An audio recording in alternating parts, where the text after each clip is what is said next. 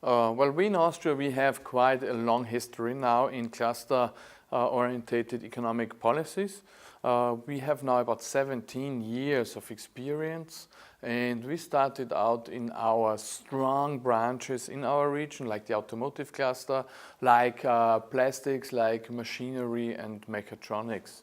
And I mean, that's the main point when it comes about cluster and cluster management. Not so much that you focus on particular sectors which are trendy or might be very fruitful in the future. It's much more about to focus on those areas where you're actually strong. That's something I think we did quite well in our region in Austria.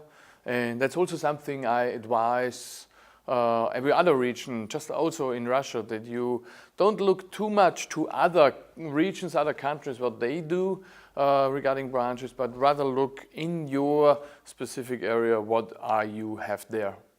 We do have quite a few examples of successful collaboration in various fields. In fact, nowadays we are able to bring around about 10 collaborative projects into being per cluster per year. And just a very successful collaboration was recently within 3 partners in the automotive cluster. And these 3 companies, they are not competitors, they deliver different parts for cars. They are now setting up a common manufacturing site in China.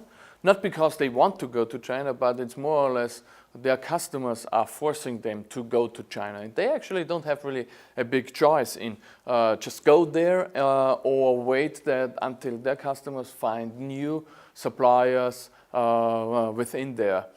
And this is actually a very crucial cooperation project for all 3 of them, because if this is going to fail, they all will have major existential problems. And so far, I think they've been doing a very good job in developing those processes and structure to actually really set up by probably the end of next year a manufacturing site in China. We do measure it threefold. The first one is a different set of indicators, more or less indicating on a quality and on a quantity side, the activity level of a cluster, which means do companies work together within the cluster, or are they just names on the list? That's the first thing we look at. More important for us is the issue of satisfaction. Are the companies satisfied with the services they get from the cluster and the cluster management? This is much more important for us because it gives you a sense of what you as a cluster initiative provide to the companies actually is helping the companies. And the third level where we look very carefully is the self-financing.